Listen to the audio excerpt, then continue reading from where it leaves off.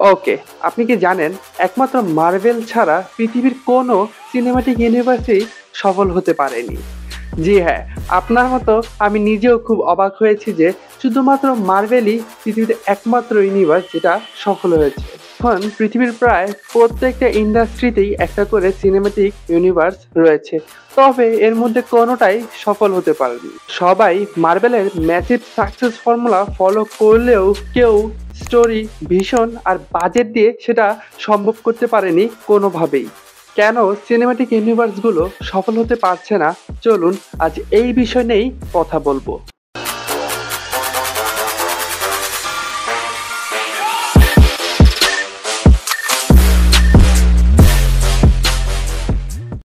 Hollywood কিংবা বলিউডে অনেক ক্যাটাগরিরই ইউনিভার্স রয়েছে, যেমন DC universe, spider universe, Ayan মুখার্জির আস্ট্রাভার্স, লোকেশ কানাগরাজের এলসিইউ, ওয়াইআরএফের স্পাই ইউনিভার্স, ম্যাডকের হরর কমেডি ইউনিভার্স।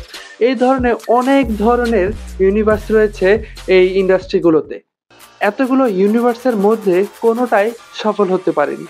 যেমন রিসেন্টলি রিলিজ হওয়া ওয়ার 2 কিন্তু বক্স অফিসে আন্ডার পারফর্ম করছে। এই ইউনিভার্সেরই আগের সিনেমা টাইগার 3ও কিন্তু বক্স অফিসে তেমন একটা কালেকশন করতে পারেনি। এই ইউনিভার্সের নেক্সট সিনেমাগুলো যেমন টাইগার ভার্সেস পাঠান কিংবা পাঠান 2, এই সিনেমাগুলোকে কিন্তু এখন হোল্ডে রাখা হচ্ছে।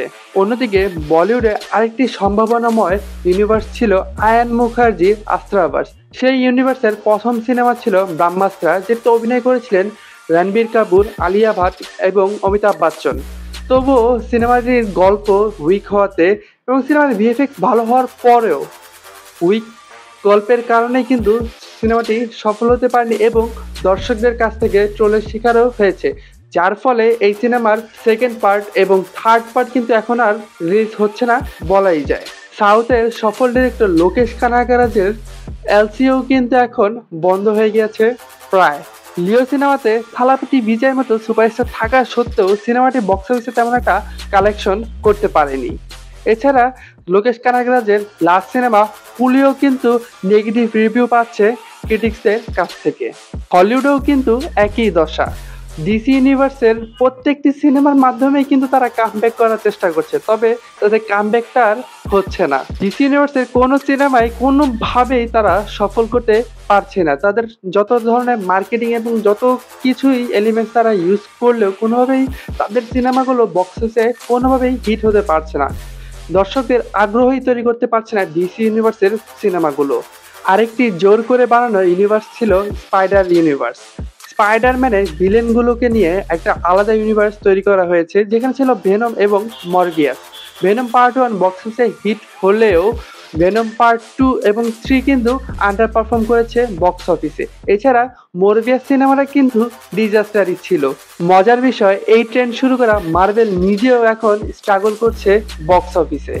এন্ড গেমের পর এখন পর্যন্ত টানা 7 বছরে টানা 2টো হিট সিনেমা দিতে পারেনি মার্ভেল। সর্বশেষ ডেডপুল 3 নিয়েও যে পরিমাণ হাইপ ছিল, সিনেমা রিলিজের পর কিন্তু তেমন একটা কালেকশন করতে পারেনি ডেডপুল 3।